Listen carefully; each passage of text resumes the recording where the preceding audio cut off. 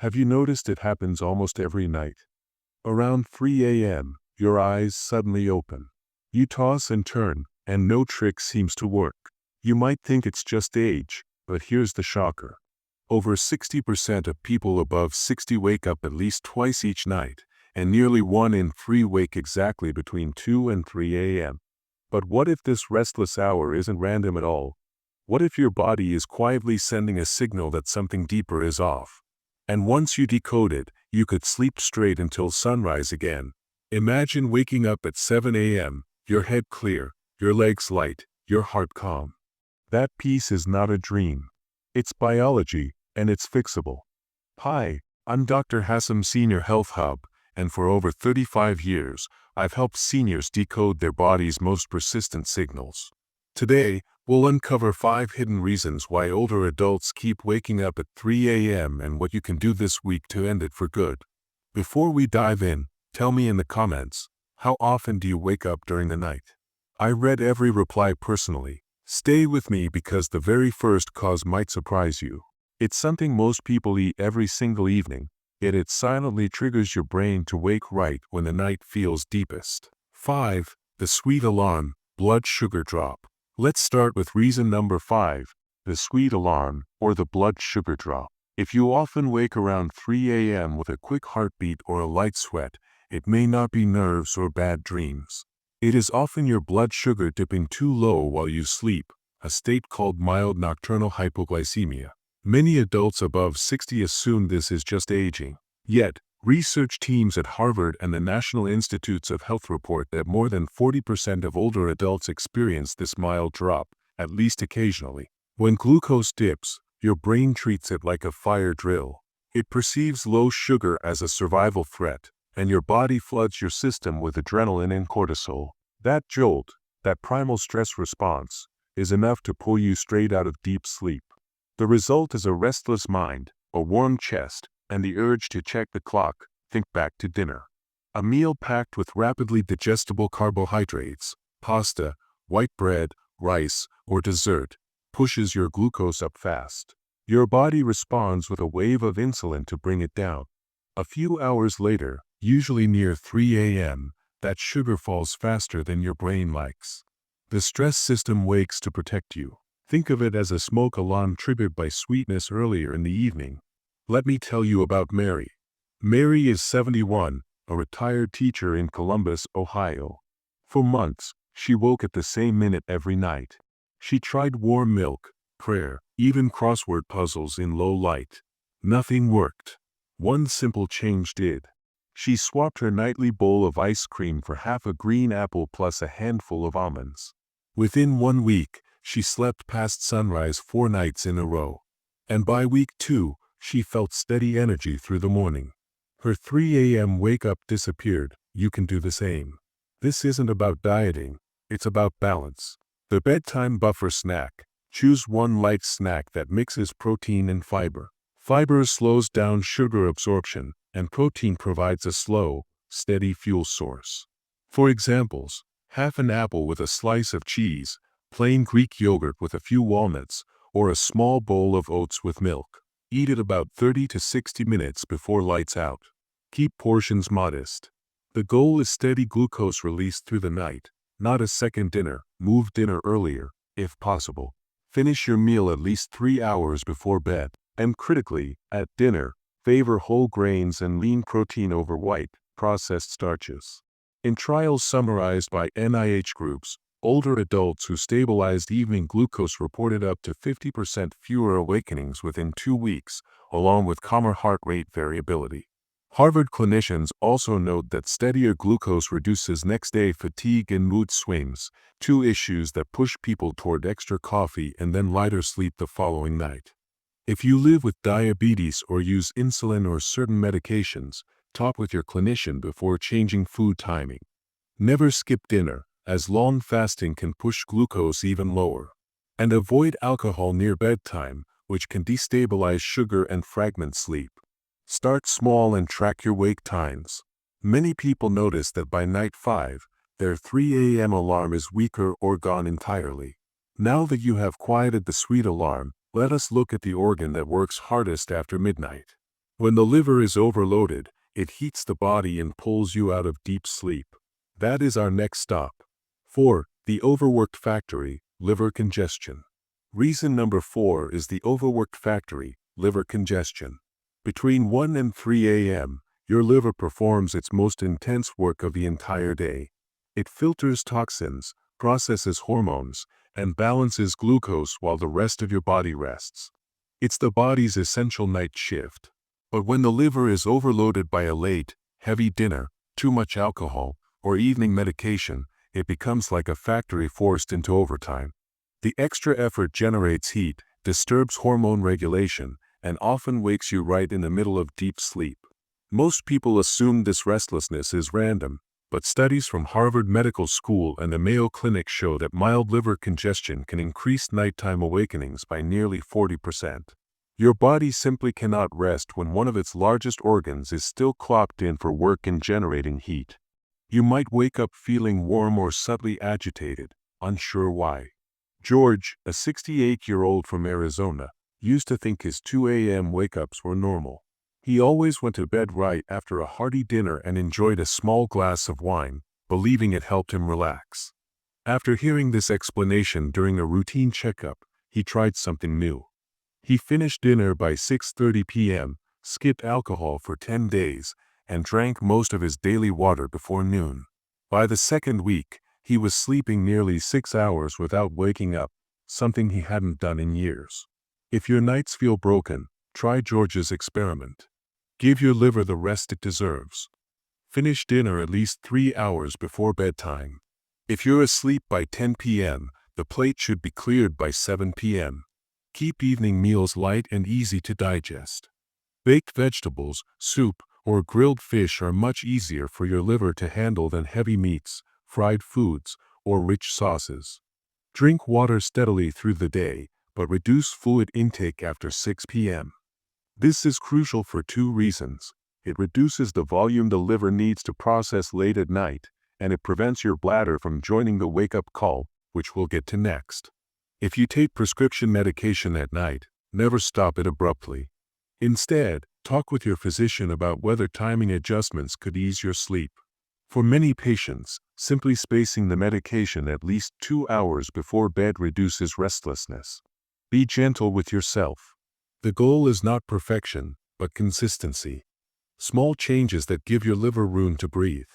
Within 10 to 14 days, most people notice their body temperature normalizing and the night stretching longer. Your liver is your internal clock keeper. When it runs smoothly, your whole sleep rhythm stabilizes. Now that we have given your liver a break, let us move on to another common trigger, one that wakes nearly 70% of older adults, but has less to do with thirst and more to do with miscommunication between the brain and the bladder. 3. The false alarm, brain/bladder miscommunication. Reason number 3 is the false alarm, brain/bladder miscommunication. You might think your bladder is the main reason you wake up at night, but for many people over 65, the story is more complex. Research from Johns Hopkins shows that about 70% of older adults wake to use the bathroom at least once each night. Yet, nearly half of them don't really need to go. The brain wakes first, and then the bladder simply follows the signal. It's like a false alarm between 2 organs that no longer keep perfect time. Why does this happen? During deep sleep, your brain and bladder communicate through nerves that slow the urge to urinate. But as your sleep naturally becomes lighter with age, and due to the other factors we discussed, that communication weakens. The slightest pressure in the bladder sends a message straight to the brain saying, "Wake up. Time to go." This can happen even when the bladder is barely half full. Once you stand and move, your blood pressure rises, your heart rate jumps, and the body commits to full wakefulness. The entire event is a disruption, even if it feels necessary at the moment. If this sounds familiar, try adjusting when and how you drink water. Hydration is crucial, but timing matters even more. Front-load your fluids. Drink most of your fluids in the first half of the day. Aim for 2 by 3 of your total water before lunch, another quarter by mid-afternoon, and only small sips after 6 p.m. This pattern keeps your kidneys active during daylight and quiet through the night. Avoid caffeine, black tea, and citrus juice in the evening. These are mild diuretics that tell your body to produce urine even when it shouldn't. Replace them with warm water or chamomile tea instead. Make your bedroom part of the solution. Keep the temperature cool, around 68 degrees Fahrenheit 20 degrees Celsius. Overheating increases heart rate and bladder sensitivity. A cool, dark, and quiet room helps your nervous system interpret signals correctly, not as emergencies, but as whispers. Studies from the National Sleep Foundation found that older adults who limited evening fluids reduced their nighttime awakenings by 40% in just 10 days. In the comments, tap 1 if you often wake to go to the bathroom, or 0 if you usually sleep through. It helps our community see how common this issue really is. Remember, don't restrict water too much. Dehydration can cause confusion, low blood pressure, and even kidney strain. The key is balance, plenty of water early, calm restraint later. Within 2 weeks of shifting your hydration rhythm, most people notice fewer nighttime trips and longer stretches of uninterrupted sleep. When you master this, you give both your brain and bladder a chance to rest in sync again. And now let's turn to a different kind of awakening. One that starts not in the body, but deep inside the mind. It's the emotional trap that wakes countless people at 3 a.m., even when everything around them is perfectly still. 2. The emotional trap, the amygdala wake-up. Reason number 2 is the emotional trap, or the amygdala wake-up. At 3 a.m., the world feels silent, but your mind refuses to rest. You stare at the ceiling, replaying old worries, small arguments, unpaid bills, or something someone said weeks ago. The strange thing is, these thoughts never seem that big during the day. Yet at night, they feel enormous. This happens because the part of your brain that handles logic and reasoning, the prefrontal cortex, slows down significantly while you sleep. Meanwhile, the emotional centers, specifically the amygdala, stay active. It's like the guard has gone home and the alarms are left unsupervised. Scientists at Harvard Medical School found that when people wake suddenly during the night, the amygdala, the brain's emotional core, becomes up to 30% more active than during waking hours. The mind magnifies tiny concerns into major crises, convincing you that something is wrong even when you are perfectly safe. Eleanor, a 74-year-old widow from North Carolina, knows this feeling well. After her husband passed, she began waking every night at the same hour. Her thoughts rushed through old memories and future fears, her health, her savings, her family. She tried reading or turning on the TV, but the noise only made her heart race faster. One evening, her granddaughter taught her a breathing pattern called 4-7-8. Inhale for 4 seconds, hold for 7, exhale for 8. The first night felt awkward. The second night, she drifted back to sleep in half the time.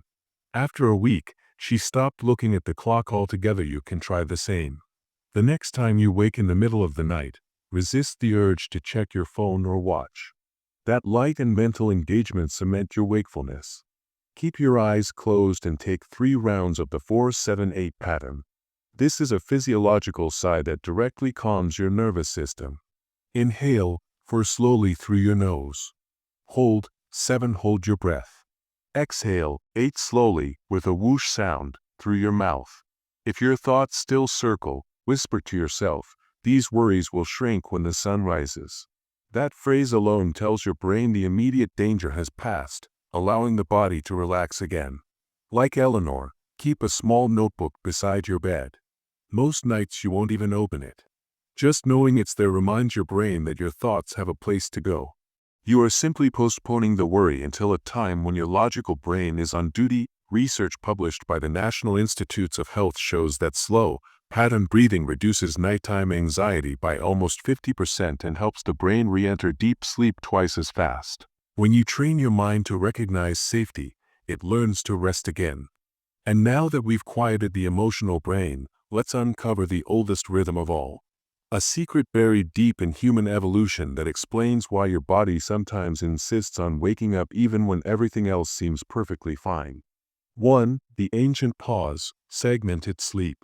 Reason number 1 is the ancient pause, segmented sleep. Long before city lights, alarms, and glowing screens, Humans slept in two gentle waves. Our ancestors went to bed soon after dusk, slept for a few hours, then woke quietly around midnight to tend the fire, pray, or talk softly before falling back asleep until dawn. Anthropologists call this segmented sleep, and traces of it still live inside our DNA. Modern life has changed almost everything except that ancient rhythm. For many older adults, lighter, naturally more fragile sleep makes that middle phase reappear. It's not insomnia, it's biology remembering. Studies from the University of Surrey in England found that when volunteers lived with only firelight for 3 weeks, every single participant naturally woke around 3 a.m., stayed awake for 40 minutes, and then slipped easily back into deep sleep. Their bodies were simply following the same pattern that guided humans for thousands of years. Marcus, a 70-year-old woodworker from Oregon, used to fight his nightly awakenings with frustration. He would toss, check his phone, sigh, and watch the minutes drag by. One night, his wife suggested something different. "What if," she said, "you just let it be?" So the next time he woke, Marcus stayed calm. He sat up, took a slow sip of water, stretched his shoulders, and breathed until his thoughts softened. Within 20 minutes, he was asleep again. After a week, the awakening stopped feeling like interruptions and started feeling like pauses. That small shift from resistance to acceptance is powerful. When you stop labeling your wakefulness as failure, your stress hormones drop, and your body returns to rest faster. If you wake at 3 a.m., try this gentle approach. Do not grab your phone or count minutes. Sit quietly, breathe, maybe whisper a prayer, or recall one good thing from your day. Let your body remember that this rhythm is ancient and harmless. Researchers from Harvard confirmed that older adults who accepted their midnight awakenings rather than fighting them returned to sleep 45% faster and reported greater satisfaction with their rest overall. Marcus now calls the quiet window his second dawn. He listens to the wind or the rain outside his window. More often than not, he drifts off before he realizes it. The simple act of accepting the body's rhythm transformed his nights from restless to peaceful. Remember this: resistance creates tension. Tension keeps you awake. Acceptance allows you to float back to sleep naturally. Now you know the 5 hidden reasons why you keep waking up at 3 a.m. Let's review them quickly, because the combination of these small fixes is what brings the greatest results. The ancient pause: embrace segmented sleep, stop fighting the wake-up. The emotional trap: use the 4-7-8 breathing technique to calm your amygdala. The false alarm: front-load your fluids and cut back after 6 p.m. to quiet the bladder. The overwork factory: finish dinner 3 hours before bed to give your liver a rest. The sweet alarm: use a protein and fiber snack 30 minutes before bed to stabilize blood sugar. Each of them is a whisper from your body, not a flaw. Listen to those signals, make small, consistent changes, and your nights will grow calmer, deeper, and longer. If tonight you sleep even a little better, that's progress. Keep going. Your body remembers how to rest. That if you found this helpful, please press the subscribe button and join our community here at Dr. Hassams. Give this video a like so we can reach more seniors who are struggling in silence. Together, we'll keep unlocking the quiet science of aging well, one peaceful night at a time. Thank you for watching.